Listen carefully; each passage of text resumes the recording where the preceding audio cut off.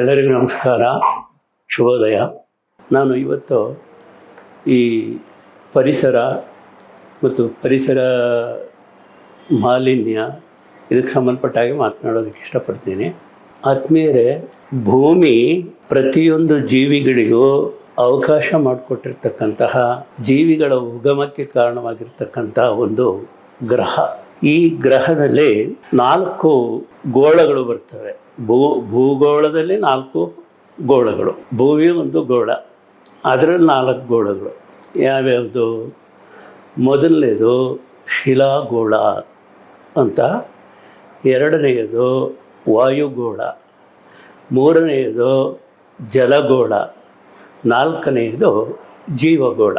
ಈಗ ನಾನು ಈ ಜೀವಗೋಳಕ್ಕೆ ಸಂಬಂಧಪಟ್ಟಂತೆ ಕೆಲವು ವಿಚಾರಗಳನ್ನು ಹೇಳಿ, ನಂತರ ಪರಿಸರ ಅಂದ್ರೇನು, ಪರಿಸರ ಮಾಲಿನ್ಯ ಅಂದ್ರೇನು, ಪರಿಸರ ಮಾಲಿನ್ಯದಲ್ಲಿ ಎಷ್ಟು ವಿಧಗಳಿದೆ, ಇಷ್ಟನ್ನು ಹೇಳೋದಕ್ಕೆ ನಾನು ಇಷ್ಟಪಡ್ತೇನೆ. ಸೊ ಈ ಪರಿಸರದಲ್ಲಿ ಒಂದು ಪರಿಸರ ವಿಜ್ಞಾನ ಅಂತ ಇದೆ. ಏನದು ಪರಿಸರ ವಿಜ್ಞಾನ ಅಂದರೆ, ಭೂಮಿಯ ಮೇಲೆ ಇರುವ ಜೀವಿಗಳು ತಮ್ಮ ಭೌತಿಕ, ರಾಸಾಯನಿಕ ಮತ್ತು ಜೈವಿಕ ಪರಿಸರದೊಡನೆ ಪ್ರತಿಕ್ರಿಯಿಸ್ತಕ್ಕಂಥ, ವರ್ತಿಸ್ತಕ್ಕಂಥ ಒಂದು ವ್ಯವಸ್ಥೆಯನ್ನು ಪರಿಸರ ವಿಜ್ಞಾನ ಅಂತ ಕರೀತಾರೆ.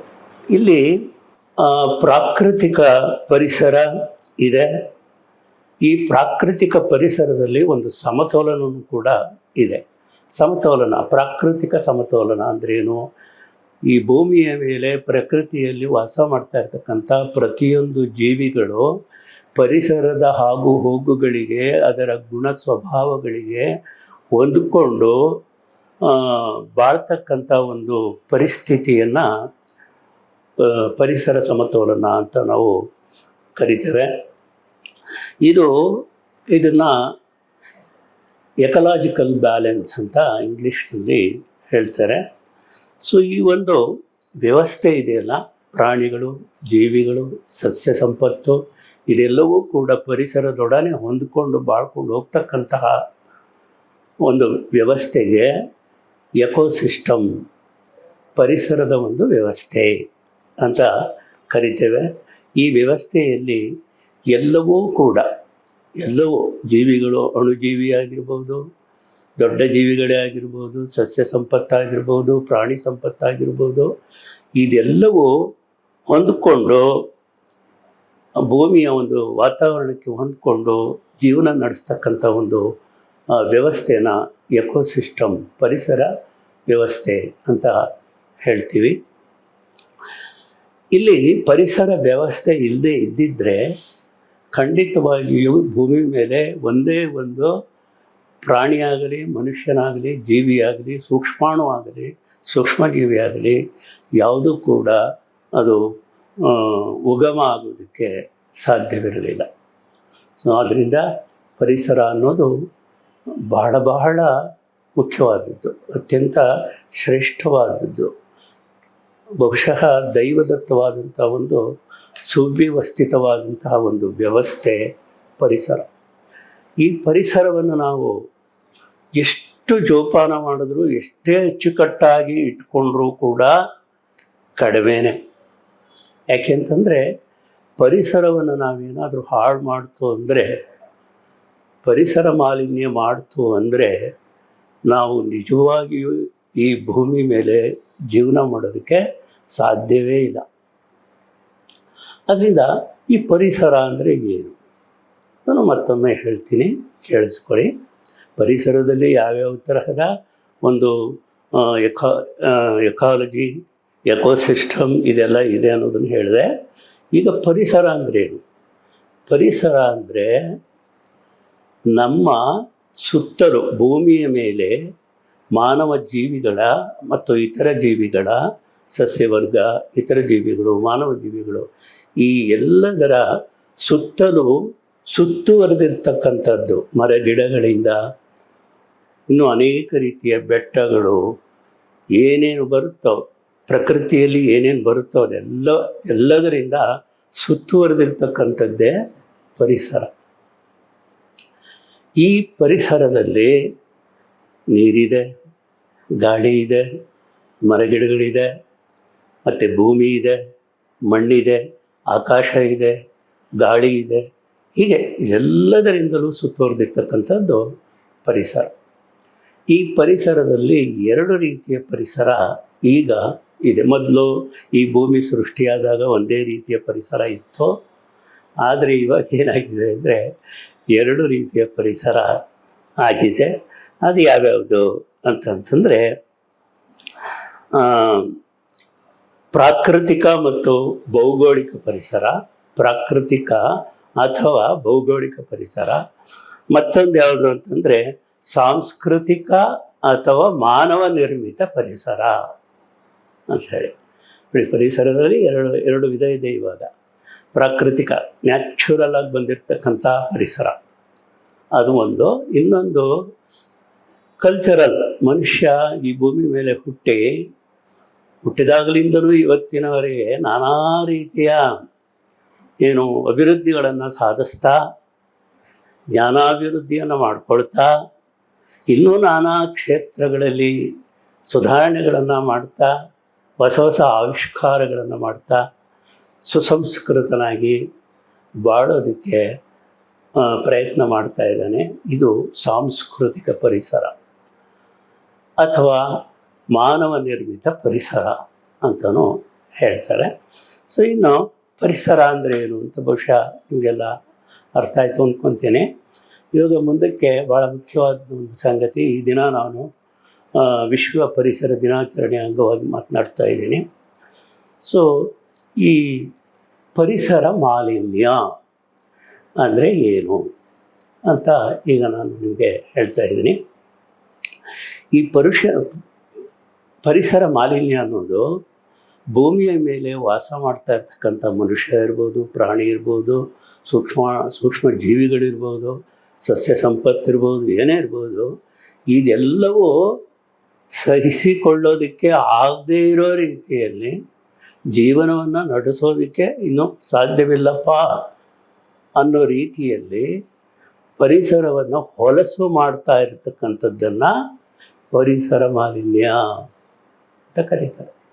ಅಂದರೆ ಜೀವಿ ಆಗಿರ್ಬೋದು, ಪ್ರಾಣಿ ಆಗಿರ್ಬೋದು, ಸಸ್ಯ ಆಗಿರ್ಬೋದು, ಇನ್ನೂ ನಮ್ಮ ಕೈಯಲ್ಲಿ ಬದುಕೋದಕ್ಕೆ ಸಾಧ್ಯ ಇಲ್ಲಪ್ಪ ಅನ್ನೋ ಒಂದು ಪರಿಸ್ಥಿತಿಯನ್ನು ಉಂಟು ಮಾಡೋ ರೀತಿಯಲ್ಲಿ ಮಾಲಿನ್ಯ ಮಾಡ್ತಾ ಇರ್ತಕ್ಕಂಥದ್ದನ್ನು, ಪರಿಸರವನ್ನು ಮಾಲಿನ್ಯ ಮಾಡ್ತಾ ಇರ್ತಕ್ಕಂಥದ್ದನ್ನು ಪರಿಸರ ಮಾಲಿನ್ಯ ಅಂತ ಹೇಳ್ತೇವೆ. ಇದು ಮುಖ್ಯವಾಗಿ ಪರಿಸರ ಮಾಲಿನ್ಯ ಅನ್ನೋದು ಮುಖ್ಯವಾಗಿ ಮನುಷ್ಯನಿಂದಲೇ ಹೆಚ್ಚಾಗಿ ಪರಿಸರ ಮಾಲಿನ್ಯ ಆಗ್ತಾ ಇದೆ. ಈಗಿನ ಕಾಲದಲ್ಲಿ ಇತ್ತೀಚೆಗೆ ಈ ಪರಿಸರ ಮಾಲಿನ್ಯ ಅನ್ನೋದೊಂದು ಇಡೀ ಪ್ರಪಂಚವನ್ನೇ ಕಾಡುವಂಥ ಒಂದು ದೊಡ್ಡ ಸಮಸ್ಯೆಯಾಗಿದೆ. ಈ ಪರಿಸರ ಮಾಲಿನ್ಯಕ್ಕೆ ಹಾಗಾದರೆ ಏನು ಕಾರಣಗಳು, ಯಾಕೆ ಪರಿಸರ ಮಾಲಿನ್ಯ ಆಗ್ತಾ ಇದೆ ಅಂದರೆ ಬಹಳ ಮುಖ್ಯವಾದಂಥ ಕಾರಣಗಳು. ಮೊದಲನೇದು ಪಾಪ್ಯುಲೇಷನ್, ಅಂದರೆ ಜನಸಂಖ್ಯೆ. ಈ ಜನಸಂಖ್ಯೆ ಏನಾಗಿದೆ, ದಿನದಿಂದಲೂ ದಿನಕ್ಕೂ ಹೆಚ್ಚಾಗ್ತಾ ಇದೆ. ಅದು ನಮ್ಮ ಭಾರತ ದೇಶ, ಚೀನಾ ದೇಶಗಳಲ್ಲಂತೂ ವಿಪರೀತವಾದಂಥ ಜನಸಂಖ್ಯೆ ಹೆಚ್ಚಾಗ್ತಾ ಇದೆ. ಈಗ ಜನಸಂಖ್ಯೆ ಹೆಚ್ಚಾಗೋದ್ರಿಂದ ಪರಿಸರ ಮಾಲಿನ್ಯ ಆಗಲೇಬೇಕು. ಇದು ನಿಮಗೆ ಖಂಡಿತವಾಗಿಯೂ ಇದು ಅರ್ಥ ಆಗುತ್ತೆ ಅಂತ ನಾನು ಅಂದ್ಕೊತೀನಿ. ಯಾಕೆಂದರೆ ಜನಸಂಖ್ಯೆ ಜಾಸ್ತಿ ಆದಾಗ ಎಲ್ಲರಿಗೂ ಸೌಲಭ್ಯಗಳನ್ನು ಒದಗಿಸ್ಕೊಡೋದಕ್ಕೋಸ್ಕರ ಭೂತಾಯಿಯನ್ನು ನಾವು ಪ್ರತಿನಿತ್ಯ ಅವಳನ್ನು ಕೊಲೆ ಮಾಡ್ತಾ ಇದ್ದೀವಿ ಅಂತ ಹೇಳಿದ್ರೆ ತಪ್ಪಾಗೋದಿಲ್ಲ. ಸೊ ಹೀಗೆ ಪರಿಸರ ಮಾಲಿನ್ಯ ಜಾಸ್ತಿ ಆಗೋದಕ್ಕೆ ಕಾರಣ ಜನಸಂಖ್ಯೆ. ಎರಡನೇದು ಕೈಗಾರಿಕೀಕರಣ. ಕೈಗಾರಿಕೀಕರಣ ಅಂದ್ರೇನು, ಎಲ್ಲಿ ಸಂಧಿ ಗುಂದಿ ಎಲ್ಲಿ ಇಷ್ಟಾಗಲ್ಲ ಜಾಗ ಸಿಕ್ಕಿದ್ರೆ ಸಾಕು, ಎಲ್ಲ ಕಡೆಯಲ್ಲೂ ಕೈಗಾರಿಕೆಗಳನ್ನು ಸ್ಥಾಪನೆ ಮಾಡುವಂಥ ಒಂದು ಬೆಳವಣಿಗೆ, ಇದನ್ನು ಕೈಗಾರಿಕೀಕರಣ ಅಂದರೆ. ಒಂದು 20 ಅಡಿ ಜಾಗ ಸಿಕ್ಕಿದ್ರೆ ಸಾಕು, ಅಲ್ಲೊಂದು ಯಾವುದಾದ್ರೂ ಒಂದು ಕೈಗಾರಿಕೆಯನ್ನು ಸ್ಥಾಪನೆ ಮಾಡೋದು. ಹೀಗೆ ದೇಶದಾದ್ಯಂತ, ರಾಜ್ಯದಾದ್ಯಂತ, ಪ್ರಪಂಚದಾದ್ಯಂತ ಕೈಗಾರಿಕೀಕರಣನೇ ಆಗ್ತಾ ಇದೆ. ಇಂಡಸ್ಟ್ರಿಯಲೈಸೇಷನ್, ಎಲ್ಲೆಲ್ಲೂ ಕೈಗಾರಿಕೆಗಳನ್ನು ಸ್ಥಾಪನೆ ಮಾಡುವಂಥ ಒಂದು ಪ್ರಯತ್ನ ನಡೀತಾ ಇದೆ. ಹೀಗಾಗಿ ಇದು ಪರಿಸರ ಮಾಲಿನ್ಯಕ್ಕೆ ಕಾರಣ ಆಗಿದೆ. ಇನ್ನು ಮತ್ತೊಂದು ಏನಪ್ಪ ಅಂತಂದರೆ ಅರ್ಬನೈಜೇಷನ್ ಅಂದರೆ ಏನು? ನಗರಾಭಿವೃದ್ಧಿ, ನಗರಗಳನ್ನು ಅಭಿವೃದ್ಧಿ ಮಾಡೋದು. ಉದಾಹರಣೆಗೆ ಬೆಂಗಳೂರು ನಗರ ಎಷ್ಟು ದೊಡ್ಡದಾಗಿದೆ ಇವಾಗ ಅಂತಂದರೆ ನೀವು ಬಹಳ ಆಶ್ಚರ್ಯ ಪಡುವ ರೀತಿಯಲ್ಲಿ ಬೆಂಗಳೂರು ನಗರ ಇವತ್ತು ದೊಡ್ಡದಾಗಿದೆ. ಹೀಗೆ ನಗರಾಭಿವೃದ್ಧಿಯನ್ನು ಮಾಡಿದಾಗ ಏನಾಗುತ್ತೆ? ಪರಿಸರ ಮಾಲಿನ್ಯ ಆಗೇ ಆಗುತ್ತೆ. ಹೇಗೆ? ನಗರದಲ್ಲಿ ವಾಸ ಮಾಡ್ತಕ್ಕಂಥ ಜನರೆಲ್ಲರೂ ಬಿಡ್ತಕ್ಕಂಥ ತ್ಯಾಜ್ಯ ವಸ್ತುಗಳಿರ್ಬೋದು ಅಥವಾ ಮಲಿನ ವಸ್ತುಗಳಿರ್ಬೋದು, ಅವೆಲ್ಲ ಎಲ್ಲೋಗ್ತದೆ? ಸಿಟಿ ಸುತ್ತಲೇ, ನಗರದಾದ್ಯಂತ ಸಿಟಿ ಸುತ್ತಲೇ ಸುತ್ತಾ ಇರ್ತದೆ. ಈ ಗಬ್ಬು ವಾಸನೆಯನ್ನು ಕುಡ್ಕೊಂಡು ಪ್ರತಿಯೊಬ್ಬರು ಜೀವನ ಮಾಡಬೇಕಂತ ಪರಿಸ್ಥಿತಿ ಉಂಟಾಗಿದೆ. ಸೊ ಹೀಗೆ ಪರಿಸರ ಮಾಲಿನ್ಯ ಆಗ್ತಾ ಇದೆ. ಆಮೇಲೆ ಇದು ಭಾಳ ಮುಖ್ಯವಾದದ್ದು ಇನ್ನೊಂದು ಏನಪ್ಪ ಅಂತಂದರೆ, ಈ ಸಂಪನ್ಮೂಲಗಳಿದೆ ನೋಡಿ, ಭೂಮಿ ಒಳಗಡೆ ಸಂಪನ್ಮೂಲಗಳು. ಆ ಸಂಪನ್ಮೂಲಗಳನ್ನು ಹೊರಕ್ಕೆ ತೆಗೆಯೋದಕ್ಕೋಸ್ಕರ ನಾನಾ ರೀತಿಯ ಗಣಿಗಾರಿಕೆಗಳನ್ನು ಮಾಡ್ತಾ ಇದ್ದಾರೆ. ಈ ಗಣಿಗಾರಿಕೆಗಳಿಂದಲೂ ಕೂಡ ಪರಿಸರ ಮಾಲಿನ್ಯ ಆಗ್ತಾ ಇದೆ. ಭಯಂಕರವಾದಂಥ ಧೂಳು. ಆ ಗಣಿಗಾರಿಕೆ ಮಾಡುವಾಗ ಆ ಭೂಮಿ ಒಳಗಡೆಯಿಂದ ಬರ್ತಕ್ಕಂಥ ಅನೇಕ ರೀತಿಯ ರಾಸಾಯನಿಕ ವಸ್ತುಗಳು, ಇವೆಲ್ಲವುಗಳಿಂದ ಏನಾಗ್ತಾ ಇದೆ? ಪರಿಸರ ಮಾಲಿನ್ಯ ಆಗ್ತಾ ಇದೆ. ಆಮೇಲೆ ವಾಹನಗಳು ನೋಡಿ, ಬಹಳ ಮುಖ್ಯವಾದಂಥ ವಿಷಯ ಇದು.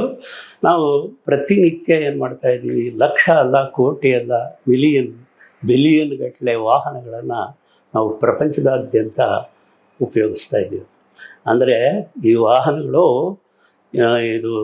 ಇದರಿಂದ ಹಿಡಿದು ಒಂದು ಚಿಕ್ಕ ಸ್ಕೂಟರ್ಗಳಿಂದ ಹಿಡಿದು ಕಾರು, ಬಸ್ಸು, ಲಾರಿ ಮತ್ತು ಇನ್ನೂ ಆ ರೀತಿಯ ವಾಹನಗಳು, ಹೆಲಿಕಾಪ್ಟರ್ಸ್ ಇರ್ಬೋದು, ರೈಲ್ ಇರ್ಬೋದು. ಸೊ ಹೀಗೆ ಎಲ್ಲ ವಾಹನಗಳಿಂದ ಆ ವಾಹನಗಳು ಬಿಡ್ತಕ್ಕಂಥ ಹೊಗೆಯಿಂದ ಪರಿಸರ ಮಾಲಿನ್ಯ ಆಗ್ತಾ ಇದೆ. ಹೀಗೆ ಬಹಳ ಮುಖ್ಯವಾಗಿ ಪರಿಸರ ಮಾಲಿನ್ಯಕ್ಕೆ ಬಹಳ ಮುಖ್ಯವಾದ ಕಾರಣಗಳು, ಮೊದಲನೇದು ಪಾಪ್ಯುಲೇಷನ್ ಅಂದರೆ ಜನಸಂಖ್ಯೆ, ಎರಡನೇದು ಕೈಗಾರಿಕೀಕರಣ, ಮೂರನೇದು ನಗರಾಭಿವೃದ್ಧಿ, ಆಮೇಲೆ ಸಂಪನ್ಮೂಲಗಳನ್ನು ಹೊರಗಡೆ ತೆಗಿತಕ್ಕಂಥದ್ದು, ಮತ್ತು ಎಲ್ಲಕ್ಕಿಂತ ಹೆಚ್ಚಾಗಿ ಇದು ವಾಹನಗಳನ್ನು ಬಳಸ್ತಕ್ಕಂಥದ್ದು. ಇವುಗಳಿಂದಾಗಿ ಪರಿಸರ ಮಾಲಿನ್ಯ ಆಗ್ತಾ ಇದೆ. ಹೀಗೆ ಪರಿಸರ ಮಾಲಿನ್ಯ ಆಗ್ತಾ ಇರೋದರಿಂದ ಏನಾಗ್ತಿದೆ? ಭೂಮಿಯ ಮೇಲೆ ವಾಸ ಮಾಡ್ತಾ ಇರ್ತಕ್ಕಂಥ ಮನುಷ್ಯ, ಪ್ರಾಣಿಗಳು, ಸಸ್ಯ ಸಂಪತ್ತು ಇವೆಲ್ಲವೂ ಕೂಡ ಈ ಮಾಲಿನ್ಯಕ್ಕೆ ಸಿಕ್ಕಿಕೊಂಡು ಉಸಿರಾಡಕ್ಕೂ ಆಗದ ರೀತಿಯಲ್ಲಿ ತುಂಬ ನೋವನ್ನು, ಸಮಸ್ಯೆಯನ್ನು, ಕಷ್ಟವನ್ನು ಅನುಭವಿಸ್ತಾ ಇದ್ದಾರೆ. ಇನ್ನು ಈಗ ಪರಿಸರ ಮಾಲಿನ್ಯಕ್ಕೆ ಕಾರಣಗಳು ಯಾವುದು ಅಂತ ಹೇಳಿದೆ. ಈ ಪರಿಸರ ಮಾಲಿನ್ಯ ಮಾಡ್ತಕ್ಕಂಥ, ಹೊಲಸು ಮಾಡ್ತಕ್ಕಂಥ ವಸ್ತುಗಳು ಯಾವ್ಯಾವುದು? ಈಗ ಉದಾಹರಣೆಗೆ ಇಂಡಸ್ಟ್ರಿಯಲೈಸೇಷನ್ ಅಂತ ಹೇಳಿದ್ರಿ ನೀವು, ಕೈಗಾರಿಕೀಕರಣದಿಂದ ಪರಿಸರ ಮಾಲಿನ್ಯ ಆಗ್ತಾ ಇದೆ ಅಂತ ಹೇಳಿದ್ರಿ. ಹಾಗಾದರೆ ಕೈಗಾರಿಕೆಗಳು ಯಾವ ವಸ್ತುಗಳನ್ನು ಹೊರಗಡೆ ಬಿಡ್ತವೆ, ಯಾವ ರೀತಿಯವು ಪರಿಸರ ಮಾಲಿನ್ಯಕ್ಕೆ ಕಾರಣವಾಗಿವೆ ಅನ್ನೋದನ್ನು ನಾನೀಗ ನಿಮಗೆ ತಿಳಿಸ್ತಾ ಇದ್ದೀನಿ. ಈ ಮಾಲಿನ್ಯಕಾರಕಗಳು ಅಂತ ಕರೀತಾರೆ ಇವುಗಳನ್ನ. ಮಾಲಿನ್ಯ ಮಾಡ್ತಕ್ಕಂಥ ವಸ್ತುಗಳು ಮಾಲಿನ್ಯಕಾರಕಗಳು. ಇದು ಯಾವುದು? ನ್ಯಾಚುರಲ್ ಇದೆ, ಮ್ಯಾನ್ ಮೇಡ್ ಇದೆ. ಅಂದರೆ ಸ್ವಾಭಾವಿಕವಾಗಿ, ಅಂದರೆ ಪ್ರಕೃತಿಯಿಂದನೇ ಈ ಕೆಲವು ವಸ್ತುಗಳಿಂದ ಪರಿಸರ ಮಾಲಿನ್ಯ ಆಗುತ್ತೆ. ಹಾಗೆ ಮನುಷ್ಯ ನಿರ್ಮಿತ ವಸ್ತುಗಳಿಂದನೂ ಕೂಡ ಪರಿಸರ ಮಾಲಿನ್ಯ ಆಗುತ್ತೆ. ಉದಾಹರಣೆಗೆ ಹೇಳಬೇಕು ಅಂತಂತಂದರೆ, ಮತ್ತು ಇವೆರಡರಲ್ಲಿ ಪ್ರಾಕೃತಿಕವಾಗಿ ಉಂಟು ಮಾಡುವ ಪರಿಸರ ಮಾಲಿನ್ಯಕಾರಕಗಳಿಗಿಂತ ಮನುಷ್ಯ ನಿರ್ಮಿತ ಮಾಲಿನ್ಯಕಾರಕಗಳು ಅತ್ಯಂತ ಅಪಾಯಕಾರಿ ಅಂತ ಹೇಳ್ತಾ ಇದ್ದಾರೆ. ಸೊ ಅದು ಯಾವ್ಯಾವುದು ಅಂತಂದರೆ, ಕಣ್ಣಿಗೆ ಕಾಣುವಂಥದ್ದಿರ್ಬೋದು, ಕಾಣದೇ ಇರೋವಂಥದ್ದಿರ್ಬೋದು. ಕಣ್ಣಿಗೆ ಕಾಣುವಂಥದ್ದು ಯಾವುದು? ಹೊಗೆ, ಗ್ಯಾಸಸ್ಸು, ಆಮೇಲೆ ಧೂಳು, ಕಸ, ಆಮೇಲೆ ಇದು ಸೀವೇಜು, ಚರಂಡಿ, ಮೋರಿ, ಇವುಗಳು ಕಣ್ಣಿಗೆ ಕಾಣುವಂಥ ಮಾಲಿನ್ಯಕಾರಕಗಳು. ಇನ್ನು ಕಣ್ಣಿಗೆ ಕಾಣದೇ ಇರುವಂಥ ಮಾಲಿನ್ಯಕಾರಕಗಳು ಯಾವ್ಯಾವುದು? ಬ್ಯಾಕ್ಟೀರಿಯಾಗಳು ಅಂದರೆ ಸೂಕ್ಷ್ಮ ಜೀವಿಗಳು ನಮ್ಮ ಕಣ್ಣು ಕಾಣಲ್ಲ. ಈಗ ಇತ್ತೀಚೆಗೆ ನಿಮಗೆಲ್ಲ ಗೊತ್ತೇ ಇದೆ, ಇದು ಕೋವಿಡ್ ಪ್ರಪಂಚದಾದ್ಯಂತ ಹರಡಿಕೊಂಡು ಎಷ್ಟು ತೊಂದರೆ ಕೊಡ್ತು ಅಂತ. ಇದು ಒಂದು ಸೂಕ್ಷ್ಮಾಣುವಿನಿಂದ ಬರುತ್ತೆ, ಕಣ್ಣಿಗೆ ಕಾಣಿಸೋದಿಲ್ಲ, ಸೂಕ್ಷ್ಮದರ್ಶಕ ಯಂತ್ರದಿಂದ ಮಾತ್ರ ಅದನ್ನು ನೋಡೋದಕ್ಕೆ ಸಾಧ್ಯ. ಸೊ ಹೀಗೆ ಬ್ಯಾಕ್ಟೀರಿಯಾಗಳಿಂದ ವಿಷಕಾರಿ ರಾಸಾಯನಿಕಗಳು ಮತ್ತು ಇವುಗಳು ಏನು ಮಾಡ್ತವೆ, ಕಣ್ಣಿಗೆ ಕಾಣದೇ ಇರುವಂಥ ಕೆಲವು ಮಾಲಿನ್ಯಕಾರಕಗಳು, ಇವುಗಳು ಏನೇನನ್ನು ಮಾಲಿನ್ಯ ಮಾಡ್ತವೆ ಅಂತಂದರೆ ಮನುಷ್ಯ ತಿನ್ನುವಂಥ ಆಹಾರ, ಮಣ್ಣು ಎಲ್ಲವನ್ನು, ಇಡೀ ಭೂಮಿಯನ್ನೇ ಮಾಲಿನ್ಯ ಮಾಡ್ತಾ ಇದ್ದಾವೆ. ಇನ್ನು ಈ ಪರಿಸರ ಮಾಲಿನ್ಯದಲ್ಲಿ ಮುಖ್ಯವಾಗಿ ಎಷ್ಟು ವಿಧಗಳಿದೆ ಅಂತ ಹೇಳ್ತೀನಿ. ಅದರಲ್ಲಿ ಇವತ್ತು ಒಂದನ್ನು ಮಾತ್ರ ವಿವರಿಸಿ, ಇನ್ನು ಉಳಿದಿದ್ದು ಇನ್ನೊಂದು 3 ನಾನು ಮತ್ತೊಂದು ವಿಡಿಯೋ ಚಿತ್ರೀಕರಣದ ಸಂದರ್ಭದಲ್ಲಿ ಹೇಳ್ತೇನೆ. ಪರಿಸರ ಮಾಲಿನ್ಯದಲ್ಲಿ ಮುಖ್ಯವಾಗಿ 4 ವಿಧ. ಒಂದು, ಮೊದಲನೇದು ವಾಯು ಮಾಲಿನ್ಯ, ಎರಡನೇದು ಜಲಮಾಲಿನ್ಯ, ಮೂರನೇದು ಭೂಮಾಲಿನ್ಯ, ಮಣ್ಣಿನ ಮಾಲಿನ್ಯ, ನಾಲ್ಕನೇದು ಶಬ್ದ ಮಾಲಿನ್ಯ. ಹೀಗೆ ಪರಿಸರ ಮಾಲಿನ್ಯದಲ್ಲಿ 4 ವಿಧಗಳಿದೆ. ಈಗ ನಾನು ವಾಯು ಮಾಲಿನ್ಯ ಹೇಗಾಗುತ್ತೆ ಅಂತ ಹೇಳ್ತೀನಿ, ಕೇಳಿಸ್ಕೊಳ್ಳಿ. ಇದಕ್ಕೆ ಸಂಬಂಧಪಟ್ಟಂಗೆ ವರ್ಲ್ಡ್ ಹೆಲ್ತ್ ಆರ್ಗನೈಜೇಷನ್ ಅದು ಒಂದು ವ್ಯಾಖ್ಯಾನವನ್ನು ನೀಡುತ್ತೆ. ಅದು ಇಂಗ್ಲೀಷ್ನಲ್ಲಿದೆ, ಆದ್ದರಿಂದ ನಾನು ಅದನ್ನು ಇಂಗ್ಲೀಷ್ನಲ್ಲೇ ನಮಗೆ ಹೇಳೋದಕ್ಕೆ ಇಷ್ಟಪಡ್ತೀನಿ. World Health Organization explained or defined air pollution as substances put into the air by the activity of mankind in concentration sufficient to cause harmful effect to its health, vegetation and property. This is the definitions of World Health Organization regarding air pollution. ವಾಯು ಮಾಲಿನ್ಯ ಅಂತಂದರೆ ಏನು ಹೇಳ್ತಾವ್ರಿ ಇವರು, world Health organisation ಏನು ಹೇಳ್ತಾ ಇದ್ದಾರೆ ಅಂತಂದರೆ, ಈ ಮನುಷ್ಯನ ಆರೋಗ್ಯಕ್ಕೆ ಧಕ್ಕೆಯನ್ನು ಉಂಟು ಮಾಡತಕ್ಕಂಥ ಅನೇಕ ಮಾಲಿನ್ಯಕಾರಕಗಳನ್ನು ಗಾಳಿಗೆ ಬಿಡುವುದರಿಂದ ಉಂಟಾಗುವ ಮಾಲಿನ್ಯಕ್ಕೆ ವಾಯು ಮಾಲಿನ್ಯ ಅಂತ ಕರೀತಾರೆ. ಸೊ ಈ ವಾಯು ಮಾಲಿನ್ಯ ಮಾಡ್ತಕ್ಕಂತಹ ಮಾಲಿನ್ಯಕಾರಕಗಳು ಯಾವ್ಯಾವುದು ಅಂದರೆ, ಮತ್ತೆ ಇಲ್ಲಿ ಸ್ವಾಭಾವಿಕ ಮತ್ತು ಮಾನವ ನಿರ್ಮಿತ ಅಂತ 2 ವಿಧ ಬರುತ್ತೆ. ಸ್ವಾಭಾವಿಕ ಅಂದರೆ ಪ್ರಕೃತಿಯಿಂದನೇ ವಾಯು ಮಾಲಿನ್ಯ ಆಗುತ್ತೆ. ಏನಪ್ಪ ಆಶ್ಚರ್ಯ ಪಡ್ಬೋದು ನೀವು, ಇನ್ನು ಪ್ರಕೃತಿ ಶುದ್ಧವಾದ್ದಲ್ವ ಸಹ, ಅದೆಂಗಾಗುತ್ತೆ ವಾಯು ಮಾಲಿನ್ಯ ಅಂತ. ವಾಯು ಮಾಲಿನ್ಯ ಪ್ರಾಕೃತಿಕ ಮಾಲಿನ್ಯಕಾರಕಗಳಿಂದನೂ ವಾಯು ಮಾಲಿನ್ಯ ಆಗ್ತದೆ. ಅದ್ಯಾವ್ಯಾವುದು ಅಂತಂದರೆ ವಾಲ್ಕೆನೋಸ್, ಜ್ವಾಲಾಮುಖಿಗಳು, ಆಮೇಲೆ ಕಾಡಿನ ಬೆಂಕಿ, ಕಾಡ್ಗಿಚ್ಚು, ಆಮೇಲೆ ಕಾಸ್ಮಿಕ್ ಡಸ್ಟ್ ಅಂತ ಬರ್ತದೆ. ಕಾಸ್ಮಿಕ್ ಡಸ್ಟ್ ಅಂತಂದರೆ ಈ ಭೂಕಂಪ ಮತ್ತು ಜ್ವಾಲಾಮುಖಿಗಳಾದಾಗ ಆ ಭೂಮಿಯ ಒಳಗಿನಿಂದ ಹೊರಕ್ಕೆ ಒಂದು ರೀತಿಯ ಧೂಳು ಕಣಗಳು, ಬೆಂಕಿಯ ಕಣಗಳು, ಧೂಳು, ಹೊಗೆ ಇದೆಲ್ಲ ಬರ್ತದೆ. ರಾಸಾಯನಿಕ ಮಿಶ್ರಿತ ಹೊಗೆ ಇದೆಲ್ಲ ಬರ್ತದೆ. ಅದನ್ನು ಕಾಸ್ಮಿಕ್ ಡಸ್ಟ್ ಅಂತ ಕರೀತಾರೆ. ಇವುಗಳಿಂದ ವಾಯು ಮಾಲಿನ್ಯ ಆಗುತ್ತೆ. ಇನ್ನು ಮನುಷ್ಯ ಮಾಡಿದಂತಹ ವಾಯು ಮಾಲಿನ್ಯಕಾರಕಗಳು ಯಾವ್ಯಾವುದು ಅಂತಂತಂದರೆ, ಗ್ಯಾಸಸ್ ಅಂದರೆ ಈ ಕೈಗಾರಿಕೆಗಳಿಂದ ಬಿಡ್ತಕ್ಕಂಥ ಹೊಗೆ, ಆ ಹೊಗೆಗಳಿಂದ ಈ ವಾಯು ಮಾಲಿನ್ಯ ಆಗುತ್ತೆ.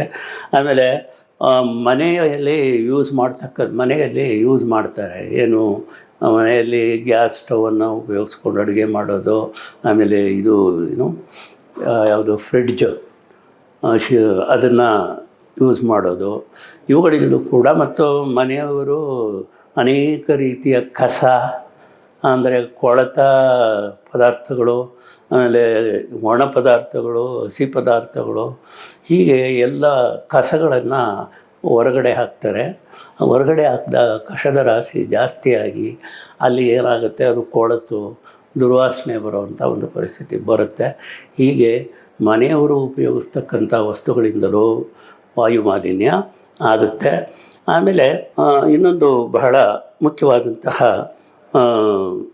ಮನುಷ್ಯ ನಿರ್ಮಿತ ವಾಯುಮಾಲಿನ್ಯ ಕಾರಕಗಳು ಯಾವ್ಯಾವುದು ಅಂತಂದರೆ, ಆಟೋಮೊಬೈಲ್ಸ್, ನಾನು ಆಗಲೇ ಹೇಳಿದೆ, ವಾಹನಗಳು ಉಗುಳ್ತಕ್ಕಂಥ ಹೊಗೆಯಿಂದನೂ ಕೂಡ ವಾಯುಮಾಲಿನ್ಯ ಆಗುತ್ತೆ. ಆಮೇಲೆ ಮೈನಿಂಗ್ ಮಾಡೋದ್ರಿಂದನೂ ಆಗುತ್ತೆ, ಅಂದರೆ ಗಣಿಗಾರಿಕೆ ಮಾಡೋದ್ರಿಂದ ಆಗುತ್ತೆ.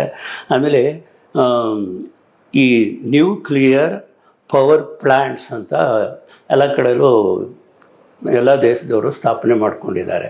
ಅಂದರೆ ಇದು ಅಣು ಬಾಂಬುಗಳು ಮತ್ತು ಇನ್ನೂ ನಾನಾ ರೀತಿಯ ರಕ್ಷಣೆಯ ದೃಷ್ಟಿಯಿಂದ ನಾನಾ ರೀತಿಯ ವ್ಯವಸ್ಥೆಗಳನ್ನು ಮಾಡ್ಕೊಂಡಿರ್ತಾರೆ. ಸೊ ಇವುಗಳಿಂದಲೂ ನ್ಯೂಕ್ಲಿಯರ್ ಪವರ್ ಪ್ಲ್ಯಾಂಟ್ಸ್ಗಳಿಂದನೂ ಕೂಡ ವಾಯುಮಾಲಿನ್ಯ ಆಗುತ್ತೆ. ಆಮೇಲೆ ಬಾಂಬುಗಳನ್ನು ಸ್ಫೋಟಿಸುವುದರಿಂದಲೂ ಕೂಡ ವಾಯುಮಾಲಿನ್ಯ ಆಗುತ್ತೆ. ಹೀಗೆ ಮನುಷ್ಯ ನಿರ್ಮಿತ ಮಾಲಿನ್ಯಕಾರಕಗಳು, ಪ್ರಾಕೃತಿಕ ಮಾಲಿನ್ಯಕಾರಕಗಳಿಂದ ವಾಯುಮಾಲಿನ್ಯ ಆಗುತ್ತೆ. ಇನ್ನು ಈ ವಾಯು ಮಾಲಿನ್ಯವನ್ನು ಮಾಡತಕ್ಕಂಥ ಇನ್ನೂ ಇತರ ಬಹಳ ಮುಖ್ಯವಾದಂಥ ವಸ್ತುಗಳು ಯಾವ್ಯಾವುದು? Carbon dioxide, carbon monoxide, sulphur dioxide, nitrogen oxide, chlorofluorocarbon, ಅದನ್ನು ಶಾರ್ಟಾಗಿ CFC ಅಂತ ಹೇಳ್ತಾರೆ. ಇದ್ರ ಬಗ್ಗೆ ನಾನು ಮುಂದಿನ ಒಂದು ವಿಡಿಯೋದಲ್ಲಿ ಹೇಳ್ತೀನಿ. ಹೈಡ್ರೋಕಾರ್ಬನ್ಸು, ಇವುಗಳಿಂದನೂ ಕೂಡ ವಾಯು ಮಾಲಿನ್ಯ ಆಗುತ್ತೆ. ಆಮೇಲೆ ಇವುಗಳಿಂದ ಯಾವ ರೀತಿಯ ದುಷ್ಪರಿಣಾಮಗಳು ಉಂಟಾಗುತ್ತೆ, ವಾಯು ಮಾಲಿನ್ಯದಿಂದ ಯಾವ ರೀತಿಯ ಕೆಟ್ಟ ಪರಿಣಾಮಗಳು ಉಂಟಾಗ್ತದೆ ಅಂತಂದರೆ, ವೆದರ್ ಅಂದರೆ ವಾಯುಗುಣದಲ್ಲಿ ಬದಲಾವಣೆ ಆಗುತ್ತೆ. ಆಮೇಲೆ ಕ್ಲೈಮ್ಯಾಟಿಕ್ ಕಂಡೀಷನ್ನು ಏರುಪೇರಾಗುತ್ತೆ. ಅಂದರೆ ವಾಯುಗುಣ ಮತ್ತು ಕ್ಲೈಮೇಟ್ ಅಂತಂದರೆ ವಾಯುಗುಣ ಅಂತ ಹೇಳ್ತಾರೆ, ವಾತಾವರಣ ಮತ್ತು ವಾಯುಗುಣ ಇವೆರಡರಲ್ಲೂ ವ್ಯತ್ಯಾಸ ಉಂಟಾಗಿ ಬಹಳ ತೊಂದರೆ ಆಗುತ್ತೆ. ಆಮೇಲೆ ಎಲ್ಲಕ್ಕಿಂತ ಭಯಂಕರವಾಗಿ ಓಜೋನ್ ಡಿಪ್ಲೇಷನ್ ಅಂದರೆ ಏನು? ಓಜೋನ್ ಪದರ ಅಂತ ಒಂದಿದೆ. ಮೇಲೆ ಸೂರ್ಯನಿಂದ ಭೂಮಿಗೆ ಕಿರಣಗಳು ಬರುವಾಗ ಆ ಸೂರ್ಯನ ಕಿರಣಗಳ ಶಾಖವನ್ನು ತಡೆಯುವುದಕ್ಕೆ ದೈವದತ್ತವೋ ಏನೋ, ದೇವರು ನಿರ್ಮಿಸಿದ ಕೊಡುಗೆಯೋ ಏನೋ, ಒಂದು ಪದರವನ್ನು ಮೇಲೆ ಆಕಾಶದಲ್ಲಿ ಮೇಲುಗಡೆ ಒಂದು ಪದರವನ್ನು ಸೃಷ್ಟಿ ಮಾಡಿದ್ದಾನೆ ಭಗವಂತ. ಅದಕ್ಕೆ ಓಜೋನ್ ಪದರ ಅಂತ ಕರೀತಾರೆ. ಆ ಓಜೋನ್ ಪದರ ಏನಾಗ್ತಿದೆ ಈಗ, ಈ ವಾಯು ಮಾಲಿನ್ಯದಿಂದಾಗಿ ತೂತಾಗ್ತಾ ಇದೆ. ಆ ಓಜೋನ್ ಪದರ ತೂತಾಗ್ತಾ ಇದೆ. ಇದರಿಂದ ನಮಗೆ ಭಯಂಕರವಾದಂಥ ಕಷ್ಟಗಳ ಕಾಲ ಕಾದಿದೆ ಅನ್ನೋದನ್ನು ನಾವು ದಯಮಾಡಿ ಮರಿಬಾರದು. ಆಮೇಲೆ ಇನ್ನೊಂದೇನಪ್ಪ ಅಂತಂದರೆ ಗ್ಲೋಬಲ್ ವಾರ್ಮಿಂಗ್ ಅಂದ್ರೇನು? ಇಡೀ ಭೂಮಿಯಲ್ಲಿ ಕಾವು ಬಿಸಿ ಅಂದರೆ ಶಾಖ ಹೆಚ್ಚಾಗ್ತಾ ಇದೆ. ಆಮೇಲೆ ಇದೆಲ್ಲ ಮಾನವನ ಆರೋಗ್ಯದ ಮೇಲೆ ತುಂಬ ಪರಿಣಾಮವನ್ನು ಬೀರಿ ಅವನ ಆರೋಗ್ಯ ಹದಗೆಡೋ ಹಾಗೆ ಆಗಿದೆ. ಆಮೇಲೆ ರೆಸ್ಪಿರೇಟರಿ ಸಿಸ್ಟಮ್, ಉಸಿರಾಟದ ತೊಂದರೆ ಉಂಟಾಗ್ತಾ ಇದೆ. ಆಮೇಲೆ ಪ್ರಾಣಿಗಳ ಮತ್ತು ಮನುಷ್ಯರ ಜೀವನದ ಮೇಲೆ ಅತ್ಯಂತ ದುಷ್ಪರಿಣಾಮವನ್ನು ಈ ವಾಯು ಮಾಲಿನ್ಯ ಉಂಟು ಮಾಡ್ತಾ ಇದೆ. ಇಷ್ಟೆಲ್ಲ ಹೇಳ್ತಾ ಇನ್ನು ಕೊನೆಯದಾಗಿ ಒಂದೇ ಒಂದು ವಿಷಯವನ್ನು ಹೇಳ್ತೀನಿ. ಈ ವಾಯು ಮಾಲಿನ್ಯವನ್ನು ಹಾಗಾದರೆ ತಡೆಯೋದಕ್ಕಾಗಲ್ವ ಸರ್? ಆಗುತ್ತೆ, ಖಂಡಿತ ಸಾಧ್ಯವಿದೆ. ಹೇಗೆ ತಡಿಬಹುದು? ಮೊದಲನೇದಾಗಿ ಈ ಗ್ಯಾಸ್ಗಳನ್ನು ಬಿಡ್ತಾವಲ್ಲ, ಕೈಗಾರಿಕೆಗಳು ಅನಿಲಗಳನ್ನು ಬಿಡ್ತಾವಲ್ಲ, ಅದನ್ನು ಹೇಗಾದರೂ ಮಾಡಿ ತಡೆಗಟ್ಟೋದಕ್ಕೆ ಪ್ರಯತ್ನವನ್ನು ಮಾಡಬೇಕು. ಆಮೇಲೆ ಈ ವಾಹನಗಳು ಉಗುಳ್ತಕ್ಕಂಥ ಹೊಗೆಯನ್ನು ತಡೆಗಟ್ಟೋದಕ್ಕೆ ಪ್ರಯತ್ನ ಮಾಡಬೇಕು. ಆಮೇಲೆ ಇದು ಎಲ್ಲಕ್ಕಿಂತ ಮುಖ್ಯವಾಗಿ ಎಲ್ಲ ಕಡೆಯಲ್ಲೂ ಪ್ರತಿಯೊಬ್ಬರೂ ಮರಗಿಡಗಳನ್ನು ಬೆಳೆಸಬೇಕು. ಅದರಿಂದ ನಮಗೆ ಆಕ್ಸಿಜನ್ ಹೆಚ್ಚಾಗಿ ಸಿಗುತ್ತೆ. ಮತ್ತು ಇಂಗಾಲದ ಡೈಆಕ್ಸೈಡನ್ನು ಅದು ತಗೊಂಡು ನಮಗೆ ಅಂದರೆ ವಿಷವನ್ನು ತಗೊಂಡು ನಮಗೆ ಅಮೃತವನ್ನು ಕೊಡ್ತವೆ ಮರಗಿಡಗಳು. ಅಷ್ಟೇ ಅಲ್ಲ, ಹಣ್ಣು ಹಂಪಲು ಕೊಡ್ತವೆ. ನಮ್ಮ ಮನೆ ಕಟ್ಟೋಕ್ಕೆ ಮತ್ತೊಂದಕ್ಕೆ ಮಗಳೊಂದಕ್ಕೆ ನಮಗೆ ಸಾಮಗ್ರಿಗಳು ಏನು ಫರ್ನಿಚರ್ಸು, ಪೀಠೋಪಕರಣಗಳನ್ನು ಮಾಡ್ಕೊಳ್ಳೋದಕ್ಕೆ, ಮನೆ ಕಟ್ಟೋದಕ್ಕೆ ಬೇಕಾದಂಥ ವಸ್ತುಗಳನ್ನು ಮಾಡ್ಕೊಳ್ಳೋದಕ್ಕೆ ನಮಗೆ ಎಲ್ಲ ಸಾಮಗ್ರಿಗಳನ್ನು ಕೊಡ್ತಾವೆ ಮರಗಿಡಗಳು. ದಯಮಾಡಿ ಆತ್ಮೀಯರೇ, ಕನ್ನಡಿಗರೇ, ಮರಗಿಡಗಳನ್ನು ಎಷ್ಟು ಬೆಳೆಸಿದ್ರೂ ತಪ್ಪಿಲ್ಲ. ಎಲ್ಲಿ ಜಾಗ ಸಿಗ್ತದೋ ಅಲ್ಲಿ ಒಂದು ಗಿಡ ನೆಡಿ. ಗಿಡ ನೆಡಿ ಮನೆ ಮುಂದೆ ಒಂದು ಮನೆ ಹಿಂದೆ ಒಂದು ಗಿಡ ನೆಡಿ ಅಂತ ಒಂದು ಹಾಡಿದೆಯಲ್ಲ, ಹಾಗೆ ನಾವು ಗಿಡಗಳನ್ನು ನೆಡೋದ್ರಿಂದ ಈ ವಾಯು ಮಾಲಿನ್ಯವನ್ನು ತಡೆಗಟ್ಬೋದು. ಆಮೇಲೆ ಇದು ಮುಗಿಯದೇ ಇರತಕ್ಕಂತಹ ಎನರ್ಜಿ ಅಂದರೆ ಶಕ್ತಿ ಇದೆ. ನಾವು ಈಗ ವಿದ್ಯುತ್ ಶಕ್ತಿಯನ್ನು ಉಪಯೋಗಿಸ್ತೀವಿ, ಅದು ಇವತ್ತಿಲ್ಲ ನಾಳೆ ಮುಗಿದೋಗುತ್ತೆ. ನದಿಗಳೆಲ್ಲ ಬತ್ತೋಗಿ ಆಮೇಲೆ ಈ ಜಲಪಾತಗಳೆಲ್ಲ ಬತ್ತೋಗಿ ತೊಂದರೆ ಆದರೆ ನಾವು ವಿದ್ಯುತ್ ಶಕ್ತಿಯನ್ನು ಉತ್ಪಾದನೆ ಮಾಡೋದು ಕಷ್ಟ ಆಗುತ್ತೆ. ಆಗ ಹೀಗೆ ಎಷ್ಟೇ ಉಪಯೋಗಿಸಿದ್ರೂ ಮುಗಿದೇ ಇರತಕ್ಕಂಥ ಕೆಲವು ಶಕ್ತಿಗಳಿವೆ. ಅದ್ಯಾವುದು? ಸೌರಶಕ್ತಿ, ಸೋಲಾರ್ ಪವರ್. ಇಂಥ ಮುಗಿದೇ ಇರತಕ್ಕಂಥ ಶಕ್ತಿಗಳನ್ನು ಉಪಯೋಗಿಸೋದಕ್ಕೆ ನಾವು ಪ್ರಯತ್ನ ಮಾಡಿದ್ರೆ ವಾಯು ಮಾಲಿನ್ಯವನ್ನು ತಡೆಗಟ್ಟಬಹುದು. ಆಮೇಲೆ ಇನ್ನೊಂದು ಭಾಳ ಮುಖ್ಯವಾದಂಥದ್ದು ಏನು ಅಂದರೆ, ಈ ಪರಿಸರದ ಬಗ್ಗೆ, ಪರಿಸರ ಮಾಲಿನ್ಯದ ಬಗ್ಗೆ ಯಾರ್ಯಾರು ಚೆನ್ನಾಗಿ ತಿಳ್ಕೊಂಡಿದ್ದಾರೋ ಅಂಥವ್ರನ್ನ ಕರೆದು, ಸುತ್ತಮುತ್ತಲ ಜನಗಳನ್ನೆಲ್ಲ ಕರೆದು ಕೂರಿಸಿ ಅವ್ರಿಗೊಂದು ಜಾಗೃತಿ ಕಾರ್ಯಕ್ರಮ ಅಂಥೇಳಿ ಮಾಡಿ ಅವ್ರಿಗೆ ತಿಳುವಳಿಕೆಯನ್ನು ಉಂಟು ಮಾಡಿದ್ರೆ ಈ ಒಂದು ಪರಿಸರ ಮಾಲಿನ್ಯ ಅಥವಾ ವಾಯು ಮಾಲಿನ್ಯವನ್ನು ತಡೆಗಟ್ಟಲು ಸಾಧ್ಯವಾಗುತ್ತೆ. ಆಮೇಲೆ ಎಲ್ಲಕ್ಕಿಂತ ಮುಖ್ಯವಾಗಿ ಸರ್ಕಾರದವರು ಕೂಡ ಅವರ ಒಂದು ಕರ್ತವ್ಯವನ್ನು ಮಾಡಬೇಕಾಗತ್ತೆ. ಏನು? ವಾಯು ಮಾಲಿನ್ಯ ಆಗದೇ ಇರೋ ರೀತಿ, ವಾಯು ಮಾಲಿನ್ಯ ಯಾರ್ಯಾರು ಮಾಡ್ತಾ ಇರ್ತಾರೋ ಅವರಿಗೆ ಸರಿಯಾದ ರೀತಿಯಲ್ಲಿ ಕ್ರಮ ತೆಗೆದುಕೊಳ್ಳುವ ರೀತಿ ಕಾನೂನುಗಳನ್ನು ಮಾಡೋದರಿಂದ ಈ ವಾಯು ಮಾಲಿನ್ಯವನ್ನು ತಡೆಗಟ್ಟೋದಕ್ಕೆ ಸಾಧ್ಯ ಇದೆ. ಆಮೇಲೆ ವಿದ್ಯಾವಂತರನ್ನಾಗಿ ಮಾಡೋದರಿಂದ ಮತ್ತು ಶಿಕ್ಷಣವನ್ನು ಕೊಡೋದ್ರಿಂದನೂ ಕೂಡ ವಾಯು ಮಾಲಿನ್ಯವನ್ನು ತಡೆಗಟ್ಬೋದು. ಇಷ್ಟನ್ನು ಹೇಳ್ತಾ ಈ ದಿನ ನಾನು ಈಗ ಇಲ್ಲಿಗೆ ಈ ವಿಷಯವನ್ನು ಮುಗಿಸ್ತಾ ಇದ್ದೀನಿ. ಉಳಿದದನ್ನು ಮುಂದಿನ ವಿಡಿಯೋದಲ್ಲಿ ಹೇಳ್ತೇನೆ. ಅನ್ಯಾಯ, ಅಕ್ರಮ, ಮೋಸ, ವಂಚನೆ, ಶೋಷಣೆ, ದೌರ್ಜನ್ಯ, ಭ್ರಷ್ಟಾಚಾರ, ಲಂಚಗುಳಿತನ ಮತ್ತಿತರ ಸಮಸ್ಯೆಗಳನ್ನು ಎದುರಿಸುತ್ತಿದ್ದೀರಾ? ಚಿಂತೆ ಮಾಡಬೇಡಿ, ನಿಮ್ಮೊಂದಿಗೆ ನಾವಿದ್ದೇವೆ.